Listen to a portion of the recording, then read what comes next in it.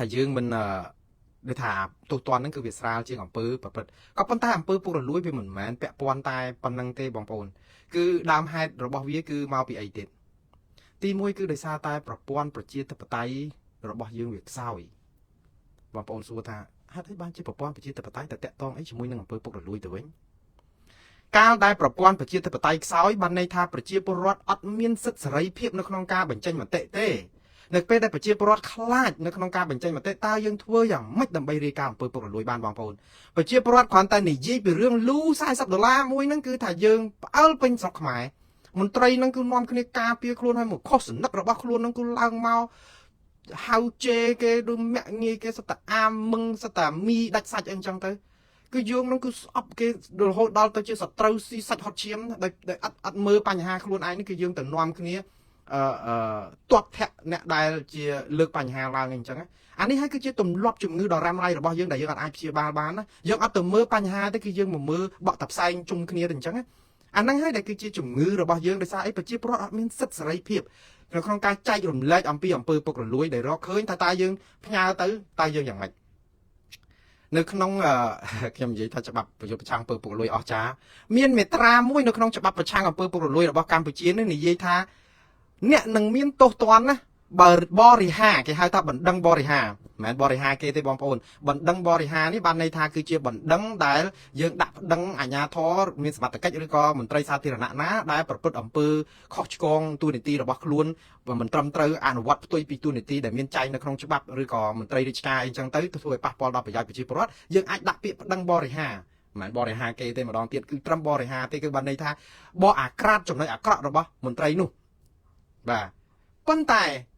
ែនៅក្នុងច្បាប់ប្រយុទ្ធប្រឆាំងអំពើពុករលួយរបស់កម្ពុជានឹងនិយាយថាបើអ្នកឯងដាក់ពាក្យបរិហាបកអាក្រាតមន្ត្រីណាមួយពីអំពើពុករលួយទៅក្រសួងអង្គភាពប្រយុទ្ធប្រឆាំងអំពើពុករលួយហើយស្រាប់ក្រុមការងារហ្នឹងគេស៊ើបអង្កេតទៅគេរកឃើញថាអត់មានអំពើដូចអ្នកឯងដាក់ហ្នឹងទេគឺគេថាគេចោទយើងពីការប្រព្រឹត្តបទល្មើសដែលធ្វើឲ្យខាតធនធានពេលវេលារបស់អង្គភាពប្រយុទ្ធប្រឆាំងអំពើពុករលួយយើងមានទោសនេះអាមេត្រាមួយហ្នឹងគឺហាក់បីដូចជាបើយើងស្ដាប់ទៅថាចម្លែកទេ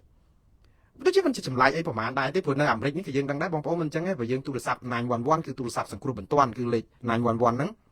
911ហ្នឹងគឺតោះតែយើងមានហេតុការណ៍អីជាក់លាក់ដែលជារឿងសង្គ្រោះបន្ទាន់បើយើងអាចហៅប៉ូលីសបានមិនមែនយើងហៅ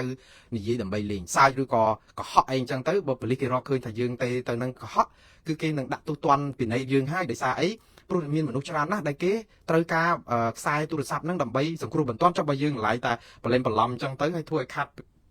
់ពេលខាត់អីទៅតើកម្លាំងសង្គ្រោះរបស់គេនឹងខាត់បងប៉ុណ្ណាអាហ្នឹងគឺមិនចម្លែកអីទេតកតនឹងរឿងសង្គ្រោះបន្ទាន់ប៉ុន្តែអំពើពុករលួយនេះបើយើងរាយការណ៍ទៅឧទាហរណ៍ថាយើងមានមន្ត្រីណាម្នាក់ដែលតែយើងចោទប្រកាន់ថាពីបទអំពើពុករលួយយើងទៅផ្ញើទៅគេឲ្យគេស៊ើបអង្កេតបើគេថាអត់បានការខាត់ប្រយោជន៍គេថាយើង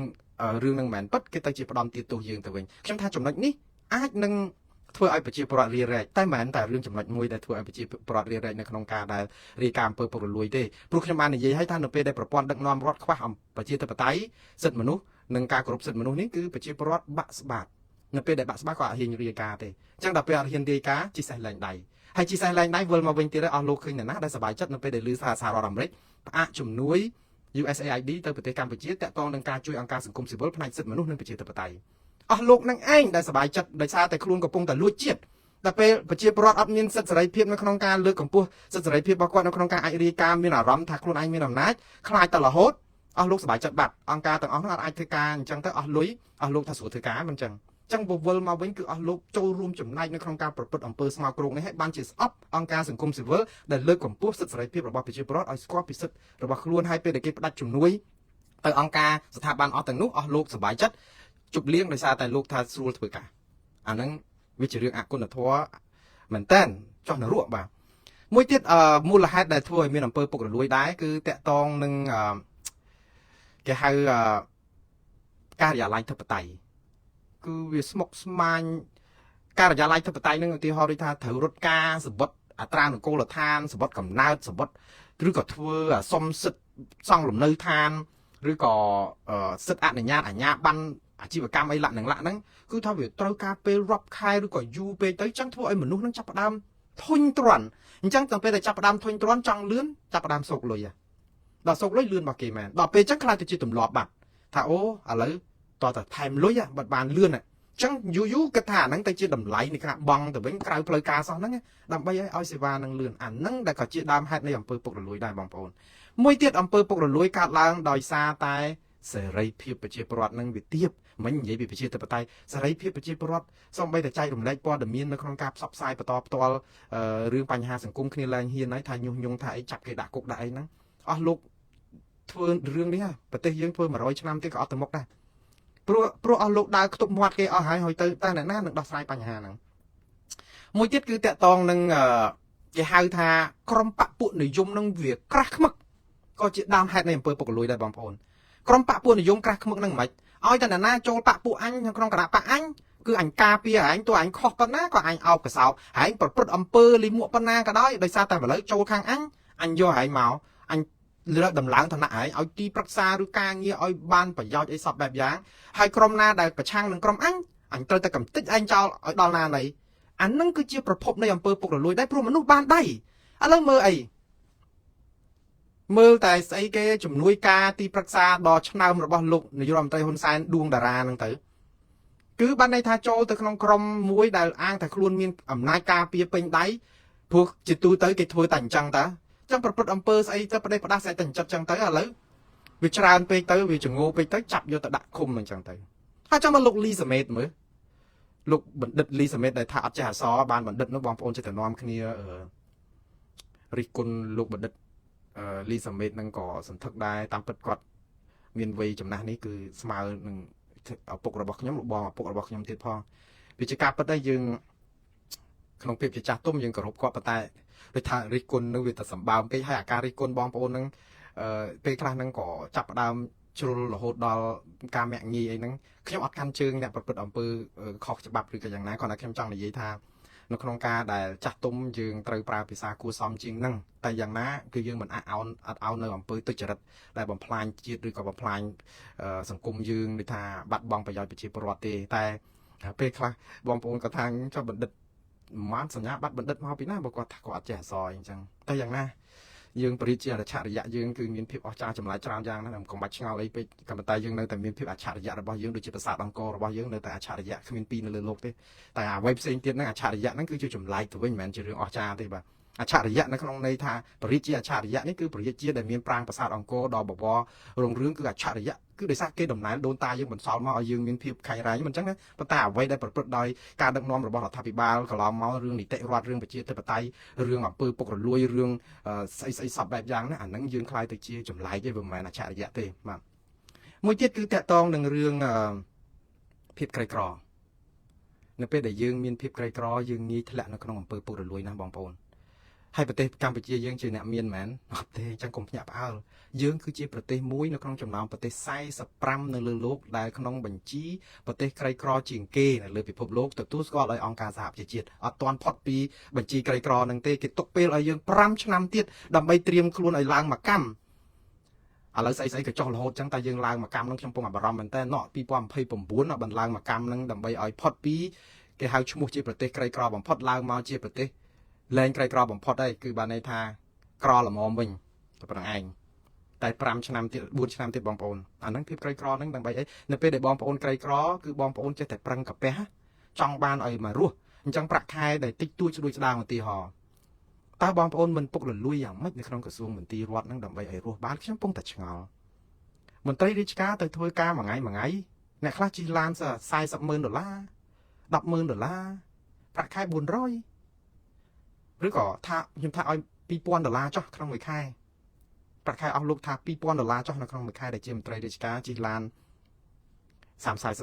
ឬ$10,000ចុះបើយើងគិតថាបើបង់មលុះឡានដែលយើងទិញនៅស្រុកអាមេរិកនេះត្រឹមតែ$30,000តែយើងបង់មលុះក៏$600-700ដែរនៅក្នុងមួយខែសម្រាប់បង់តឡានហ្នឹងចុះនៅធានារ៉ាប់រងឡានចុះនៅថ្លៃចាក់សាំងចុះនៅថ្លៃស្អីផ្សេងទៀតសពសារពើចឹងគាត់ឡានមួយជិត$1,000ទៅហើយហ្នឹងហើយចុះប្រាក់ខែអស់លោកបានប៉ុណ្ណឹងតើយកទៅចុះកូនរៀនចុះបងផ្ទះចុះបងភ្លើងចុះថ្លៃខ្លួនឯងចំណាយចុះស្រីស្នេហ៍ចុះទៅមូលដ្ឋានចុះចែកសរងលុយអស់ហ្នឹងបានមកពីណាអញ្ចឹងយើងចាប់ផ្ដើមឆ្ងល់ថាបើមិនបានពីអំពើពុករលួយអស់លោកបានលុយមកពីណាខ្ញុំពងតែឆ្ងល់បើដោយមន្ត្រីរាជការអីនៅសហរដ្ឋអាមេរិកអ្នកខ្លះប្រាក់ខែមួយខែទៅ$10,000អីអាហ្នឹង dương mẹ thà phụ quạt mình bận bơ bơ lúi nữa bật nè miên đôi nào đấy nó còn làแต่ miên đó còn là thà cầm đất nó cứ vía mình sẽ bố bài pe còn là thà dương mưa ta sừng tu này không làm bơ bơ lúi nó còn kia mình chọn bạt ràng đôi dương taได้แล้วฉะนั้นdương xuaแต่dươngវិញនឹងថាតើយើងធ្វើយ៉ាងម៉េចបងប្អូនប្រជាពលរដ្ឋក្រីក្រគ្នាពុករលួយដែលចារੂឲ្យបលិសហេតុអីបានជាបលិសចេះតែប្រព្រឹត្តអំពើពុករលួយដែរដើម្បីកាពះបងប្អូនពេលខ្លះខ្ញុំអាសូបលិសយើងណាកាលខ្ញុំនៅស្រុកខ្មែរខ្ញុំស្អប់បលិសមែនតើខ្ញុំមិនដឹងជាយ៉ាងម៉េចគឺស្អប់ហ្មងខ្ញុំស្អប់បលិសនៅក្នុងន័យតែម្យ៉ាងគឺខ្ញុំជាមនុស្សគោរពច្បាប់ខ្ញុំស្រឡាញ់យុត្តិធម៌សង្គមខ្ញុំស្អប់អំពើពុករលួយដល់ឆ្អឹងតែម្ដងអញ្ចឹងនៅពេលដែលណាប្រព្រឹត្តអំពើពុករលួយហើយធ្វើបំពានច្បាប់ដែលមានចែងអីអញ្ចឹងគឺខ្ញុំស្អប់មែនតើហើយសួរថាស្អប់ខ្លួនឯងទេឧទាហរណ៍ខ្ញុំនិយាយជាក់ស្ដែងខ្ញុំបើករថយន្តពីផ្ទះខ្ញុំនៅភ្នំពេញហ្នឹងទៅលេងគៀនស្វាយអីអញ្ចឹងហើយទៅជាប់ផងនៅម្ដុំកន្លែងវត្តដូចនៅម្ដុំច្បារអំពើនោះមានវត្តមួយហើយទៅប៉ូលីសគេដាក់ចាប់រថយន្តដែលបិទ sticker ពណ៌ខ្មៅជាការពិតអាកាសធាតុយើងវាក្តៅហើយខ្ញុំក៏មិនទៅអួតអាងឬក៏មានមោទនភាពអីថាខ្លួនឯងនឹងជាអ្នកគោរពច្បាប់អីដែរខ្ញុំគិតថាខ្ញុំក៏មានចំណែកនៅក្នុងការដែលមិនគោរពច្បាប់នៅកន្លែងហ្នឹងដែរប៉ុន្តែរថយន្តដែលទិញមកហ្នឹងវាមានអាកញ្ចក់ខ្មៅមកអញ្ចឹងហើយដោយសារអាកាសធាតុវាក្តៅខ្លាំងផងអញ្ចឹងវាអាចជួយទប់កម្ដៅអីចឹងចិត្តតែគិតថាវាមិនអីហើយឃើញគេហ្នឹងគឺក៏ហូរហែអញ្ចឹងដែរក៏ប៉ុន្តែនៅពេលដែលចុះពីស្ពានជួយយវ៉ាហ្នឹងច្បារអំពើហ្នឹងមកដល់ហ្នឹងស្រាប់តែប៉ូលីសហៅទៀតដូចជាទាលុយតែម្ដងនិយាយទៅគឺគាត់ហៅយើងឈប់ភ្លាមគឺគាត់សួរថាត្រូវប្រគល់លុយឲ្យគាត់ទៅដើម្បីទៅមិនបាច់ចាំវែងឆ្ងាយឯងសុំកាលហ្នឹងដូចជា20000រៀលអីមិនដឹងទេបងប្អូន20000រៀលហ្នឹងគាត់ថាវាមិនជាច្រើនអីប្រហែលដែរទេប៉ុន្តែខ្ញុំសួរតែខុសអីហើយឡានផ្សេងទៀតមានកញ្ចក់មានអីខ្មៅអញ្ចឹងគឺបើកទៅបានរហូតអត់មាននរណាអត់គាត់ចាប់បានណានឹងធ្វើឲ្យខ្ញុំបង្កើតឲ្យមានភាពឈឺចាប់ភ្លាមថាហេតុអីបានជាគេអនុវត្តច្បាប់ស្តង់ដារ2អញ្ចឹងបើចាប់ទាំងអស់គ្នាទៅបងទាំងអស់គ្នាខ្ញុំអត់ខ្វល់ទេព្រោះឲ្យតែវាមានយុត្តិធម៌ហើយខ្ញុំស្រឡាញ់យុត្តិធម៌ស្រឡាញ់ការគោរពច្បាប់ហ្នឹងដែរតទៅពេលឃើញគេទៅអញ្ចឹងហើយទាលុយ20000ទៀតទៅចាំមានកូនចិត្តមួយថាមិនចូលចិត្តទេខ្ញុំមិនអាចខ្ញុំរករឿងគាត់ថាហេតុអីមិនទៅខាត់គេទាំងអស់មកឲ្យស្មើភាពគ្នាទៅខ្ញុំនឹងបងឲ្យដូចគ្នាគេថាអត់គេចាប់យើងអញ្ចឹងគេយូរទៅអា20000នឹងឡើងដល់ប្រហែល10000ដូចផ្សារត្រីអញ្ចឹងហើយខ្ញុំនៅតែមិនព្រមអញ្ចឹងហើយដែលយើងដែលថាធ្វើឲ្យយើងដូចថាខ្ញុំមិនចូលចិត្តគាត់តែប៉ុន្តែដល់មកនៅសហរដ្ឋអាមេរិកខ្ញុំអាណិតពួកគាត់ខ្លោចចិត្តព្រោះក៏មានបងប្អូននៅក្នុងជួរមន្ត្រីរាជការនិងប៉ូលីសអីចឹងដែរប្រាក់ខែហ្នឹងពេលខ្លះហ្នឹងគឺថាវាមិនគ្រប់គ្រាន់ដើម្បីទទួលទានណាព្រោះអ្វីហ្នឹងគឺវាច្រើនតម្រូវការច្រើនពេកចឹងទៅគាត់អត់អាចនឹងគុតគង់ជីវភាពគ្រួសារបានកូនក៏ច្រើនត្រូវបញ្ជូនទៅរៀនទៅអីចឹងចំណីចំណុកការចំណាយប្រចាំថ្ងៃប្រាក់បានមកបន្តិចបន្តួច$300-400ហ្នឹងជួនអីហ្នឹងតែយកទៅធ្វើអីគ្រប់អញ្ចឹងទៅធ្វើឲ្យចិត្តតែមានគំនិតថាថែមលើសនិយាយទៅអនុវត្តលើសនីតិវិធីពីនៃលើសមាននៅក្នុងហ្នឹងទៅក៏មានលុយខ្លះហើយប៉ូលីសខ្លះហ្នឹងដូចនឹងពួនអញ្ចឹងគឺទៅពួនក្រោមដើមឈើទៅវាក់អីចាប់អីអញ្ចឹងដំបូងមើលទៅពិបាកប្រៃប៉ុន្តែយល់នៅពេលដែលគាត់លំបាកជីវភាពគឺមនុស្សអាចធ្វើដើម្បីកាពះបែបហ្នឹងគឺគាត់ធ្វើដើម្បីកាពះទេនោះអុកញ៉ាដែលរំលោភបំពេញគ្រប់យ៉ាងនោះអានោះបានធ្វើមានអាហ្នឹងបានគួរទៅសមតែគាត់ថាអ្នកណាក៏ដោយក៏មិនគួររួចទោសដែរបាត់ល្មើសទូចតាចអីក៏ដោយដើម្បីឲ្យមនុស្សរៀងចាស់ខ្ញុំអត់មែននិយាយនេះការពារពួកគាត់ឲ្យរួចខ្លួនទេអញ្ចឹងខ្ញុំនិយាយពីភាពក្រីក្រមួយទៀតតកតងនឹងបញ្ហានយោបាយស្ថិរភាពនយោបាយកម្ពុជាមានស្ថិរភាពនយោបាយឬនៅបងប្អូនសំណួរនេះបងប្អូនសួរខ្ញុំច្រើនណាស់ជាការពិតហើយកម្ពុជាបើតាមគណៈបកកណ្ដាលអំណាចគឺជាកោះសន្តិភាពប្រទេសដែលមានសន្តិភាពប៉ុន្តែឲ្យមានស្ថិរភាពនយោបាយដូចជាមិនទាន់មានទេដោយសារអីដោយសារយើងជាគណៈបកឯកបកគឺការដឹកនាំប្រទេសដោយមិនមែនឆ្លងកាត់ការបោះឆ្នោតដោយសេរីត្រឹមត្រូវនិងយុត្តិធម៌គឺគេរិះគន់ជុំទិសសហគមន៍អន្តរជាតិបោះឆ្នោតដងណាគេរិះគន់នៅក្នុងការរំលាយគណៈបកប្រឆាំងមិនឲ្យគេចូលរួមធ្វើទុកបុកម្នេញចាប់សកម្មជនឡាក់ហ្នឹងអញ្ចឹងប្រព័ន្ធនយោបាយយើងគ្មានស្ថិរភាពទេយើងមើលតែថ្នាក់ដឹកនាំយើងក៏គ្មានសេចក្តីសុខផ្លូវចិត្តដែរបងប្អូនមិនមែនទេស្ងាត់គាត់មកចេញថាមាននរណាមាន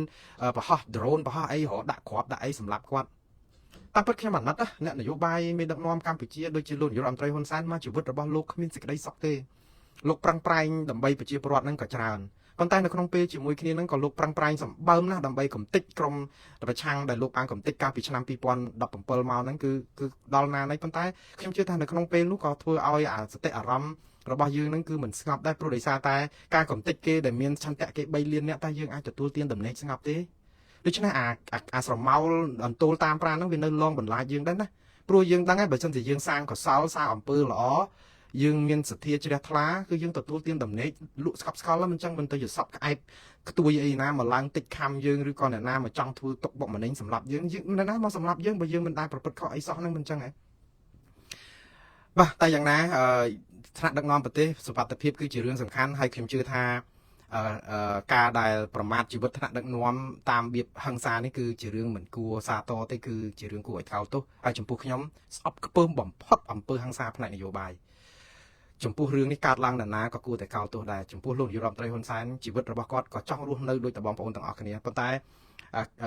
អ្នកមេដឹកនាំបកប្រឆាំងសកម្មជនបកប្រឆាំងអ្នកដែលថ្លែងមតិតាមមតិរិះគន់រដ្ឋាភិបាលក៏ជីវិតគេថ្លៃដូចតែលោកនាយករដ្ឋមន្ត្រីហ៊ុនសែនអញ្ចឹងមានជីវិតមានតម្លៃដូចគ្នាគឺមិនត្រូវកា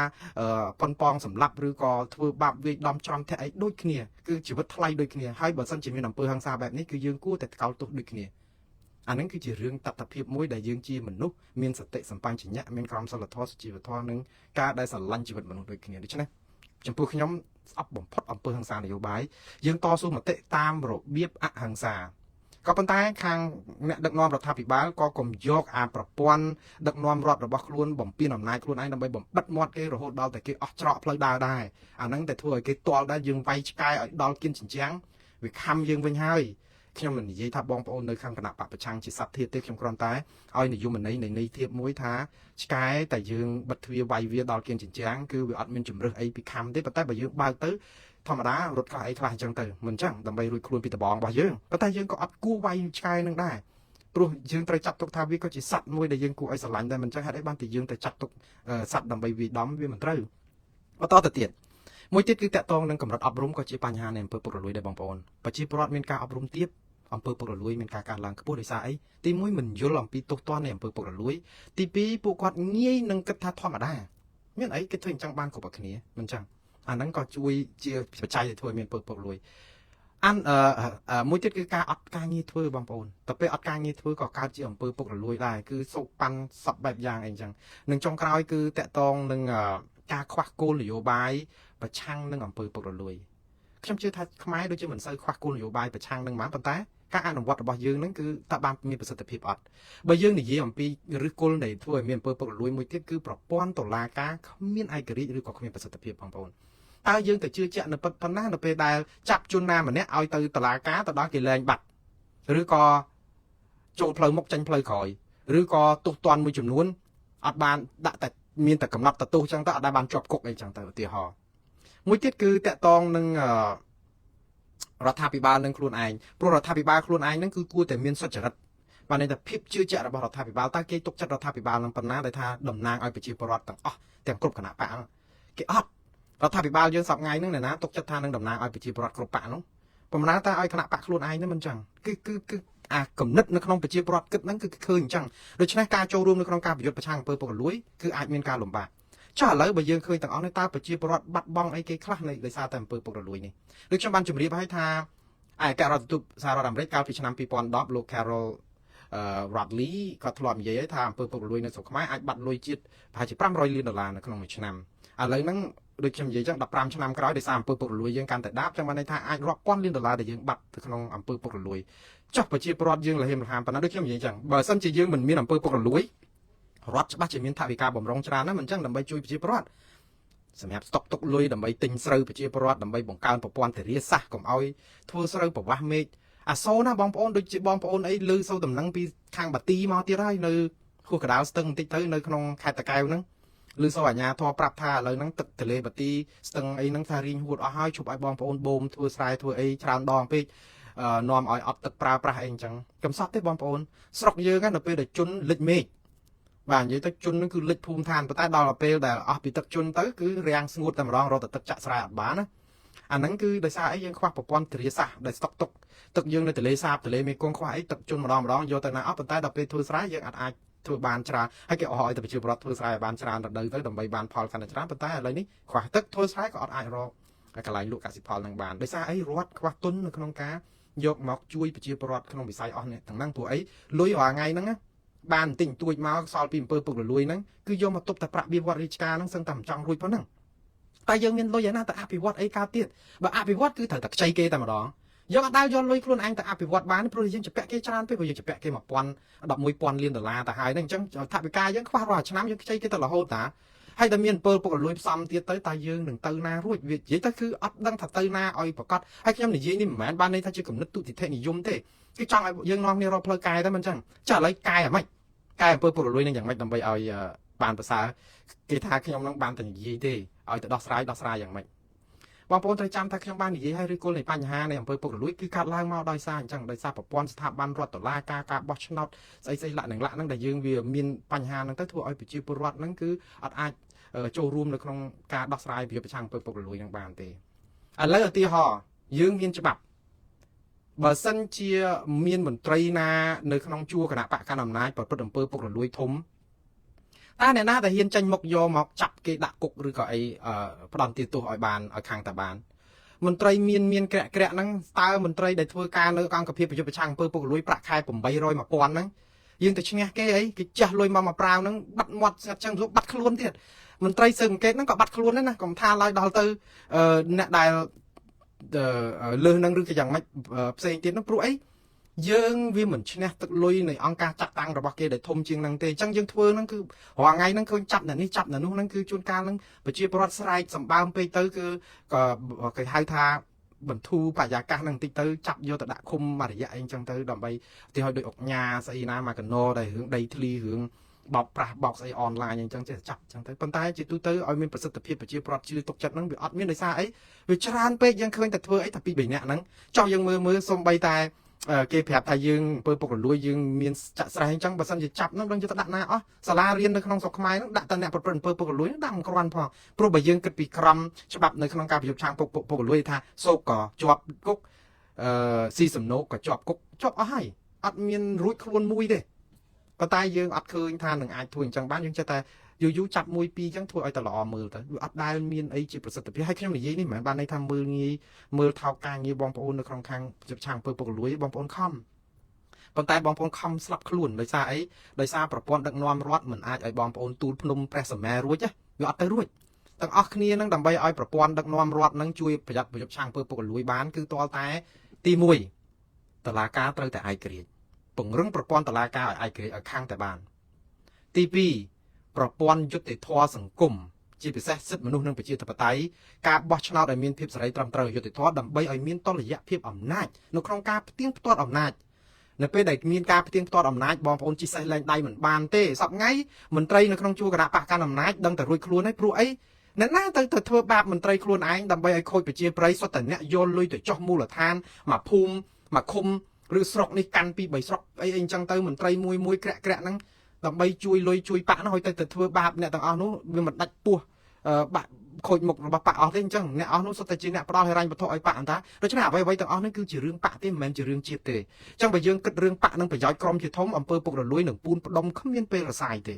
តើតែយើងដោះស្រាយបញ្ហាមួយឲ្យមានតុល្យភាពអំណាចគឺមានកម្រិតនៃគណៈបកប្រឆាំងឲ្យច្រើនលើសលប់ប្រហាក់ប្រហែលគ្នានៅក្នុងជួររដ្ឋាភិបាលដើម្បីតតាំងជាមួយនឹងមន្ត្រីបកកណ្ដាលអំណាចដែលប្រព្រឹត្តអំពើពុករលួយតតាំងនៅក្នុងរដ្ឋសភាតតាំងនៅមូលដ្ឋានឲ្យមានស្ថាប័នការិយាល័យតំណាងរាស្ត្រដើម្បីឲ្យប្រជាពលរដ្ឋយកបណ្ដឹងប្តឹងអំពើពុករលួយនៃមន្ត្រីដែលប្រព្រឹត្តអំពើពុករលួយយកទៅឲ្យតំណាងរាស្ត្ររបស់ខ្លួនក្នុងការបញ្ជូនបន្តយកទៅក្នុងរដ្ឋសភាឬក៏ស្ថាប័នពាក់ព័ន្ធណាទៀតដើម្បីជួយគ្នាដោះស្រាយឥឡូវហ្នឹងមានឯណាយន្តការប្រយុទ្ធប្រឆាំងអំពើពុករលួយហ្នឹងមានឯណាយើងទៅក្រសួងប្រយុទ្ធប្រឆាំងអង្គភាពប្រយុទ្ធប្រឆាំងអំពើពុករលួយឬក៏យកសម្បត្តិកាលពីមុនឃើញមានធ្លាប់មានប្រអប់សម្បត្តិដាក់តាមផ្លូវអីដើម្បីយកការប្តឹងតើនៅពេលដែលយើងអត់ទុកចិត្តប្រព័ន្ធដឹកនាំរដ្ឋប្រជាពលរដ្ឋប្រមាណអ្នកដែលទុកចិត្តថាយកសម្បត្តិរបស់ខ្លួនទៅដាក់នៅក្នុងប្រអប់មួយដើម្បីទៅរាយការណ៍អំពើពុករលួយឲ្យគិតទៅរួចខ្លួនណាដាក់ជួនកាលភ័យខ្លួនទៀតតែគេដឹងគេអីហ្នឹងគេមករករឿងអាអ្នកផ្លុំកចាយហ្នឹងទៀតគេទៅតាមរករឿងអញ្ចឹងសុកចិត្តថានៅស្ងៀមជាជាងសដីតាពីជ័យខ្ចីជាជាងតនេមាត់ដាំដើមកយទៅរួចតែមកសុកព្រោះអីឃើញគេធ្វើបាបមនុស្សឡើងមកកណកដឹកឲ្យហេតុអីបានជាយើងអាចនឹងទៅទុកចិត្តថាអ្នកណាម្នាក់ដែលរាយការណ៍អំពើពុករលួយណាមួយត្រូវបានទទួលការធាន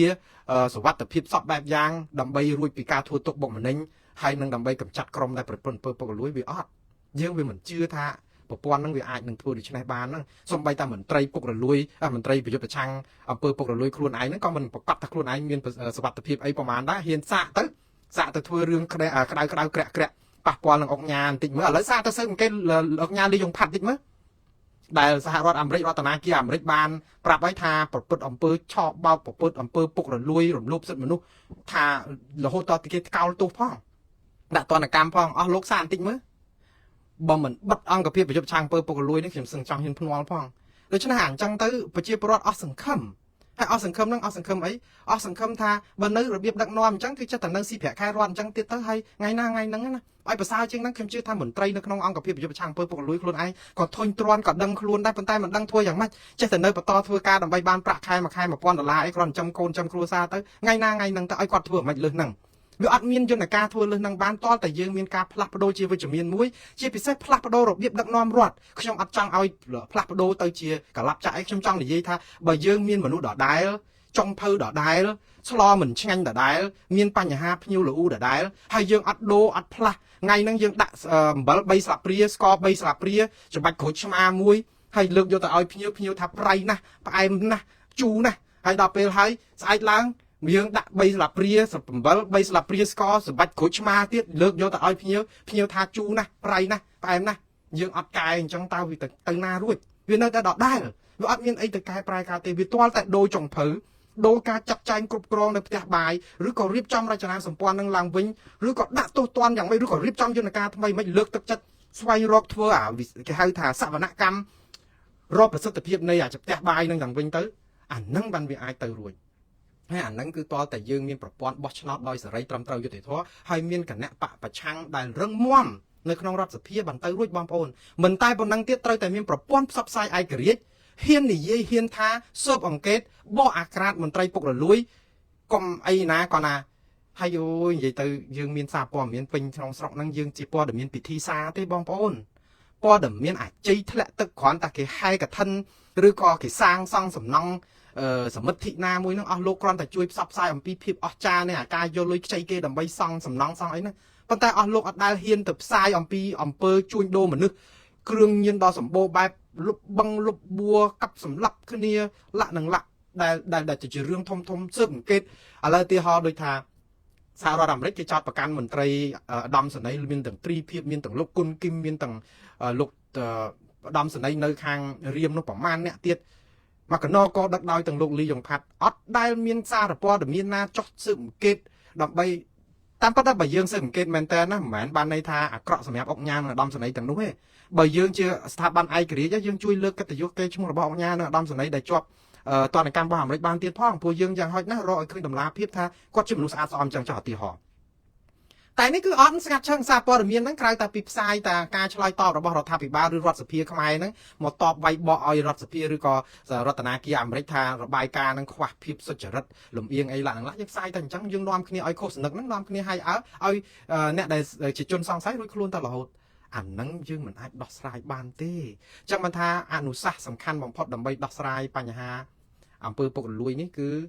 ឺយើងកែប្រែប្រព័ន្ធដឹកនាំរដ្ឋរបស់យើងតម្លាភាពការចូលរួមរបស់ប្រព័ន្ធផ្សព្វផ្សាយឯករាជ្យគណៈបកប្រឆាំងការបោះឆ្នោតដោយសេរីត្រឹមត្រូវនិងយុត្តិធម៌កម្រិតបិទសិទ្ធិសេរីភាពរបស់ប្រជាពលរដ្ឋលើកទឹកចិត្តឲ្យប្រជាពលរដ្ឋចូលរួមនៅក្នុងការរាយការណ៍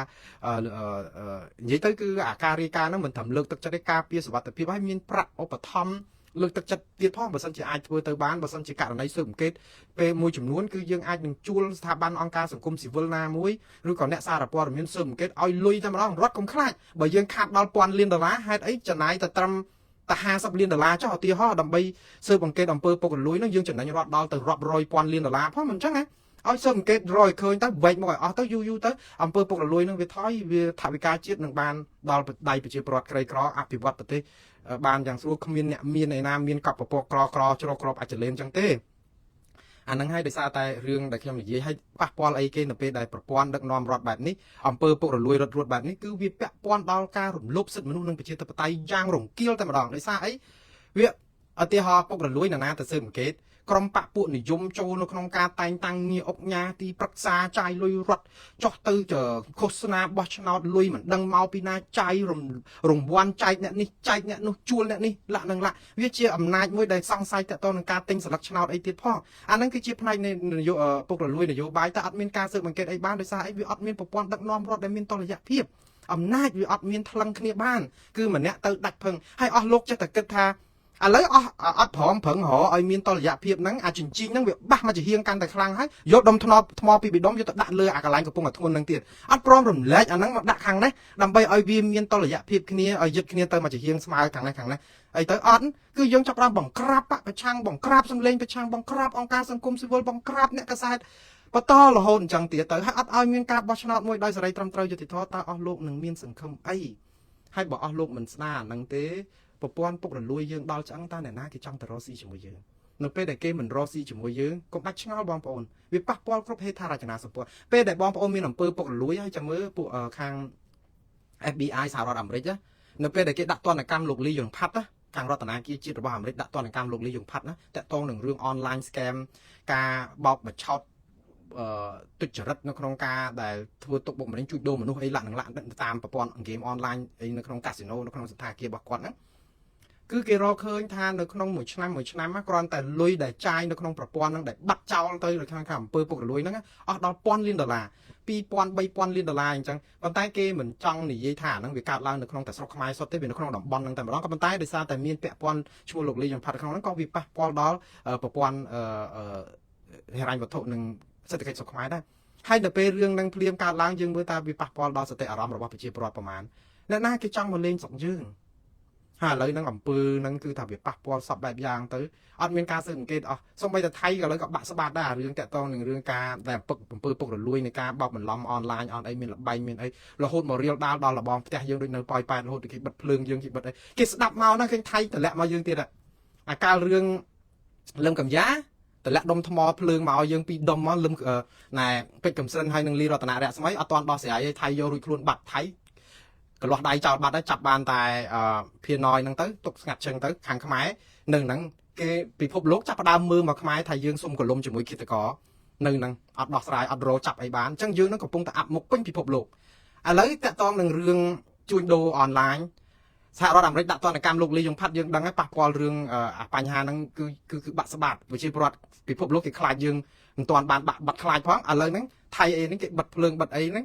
នៅម្ដុំប៉ោយប៉ែតហ្នឹងគេចោទមកថាយើងនឹងមានបញ្ហាហ្នឹងនៅក្នុងតុលដែននៅក្នុងទឹកដីយើងដែលធ្វើឲ្យប៉ះពាល់ដល់គេ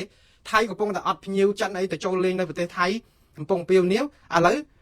គេយកឲ្យខ្លួនទៀតគេយកមកទម្លាក់ថារឿងហ្នឹងវាប៉ាតណាដល់ខ្មែរដល់ភូមិអីណាអញ្ចឹងគេអត់អីគេលៀងគេស្អាតទៀតហើយតែអញ្ចឹងទៅអ្នកដែលពីក្រៅគេមើលមកគេថាអូពធប្រធាងពធធម្មមកហើយយើងមានបញ្ហាហ្នឹងតែរហូតអញ្ចឹងតែយើងដោះស្រាយយ៉ាងម៉េចទៅបានទៅគឺយើងនៅតែចាក់ស្រេះដោយសារអីដោយសារប្រព័ន្ធដឹកនាំរដ្ឋយើងវាគ្មាន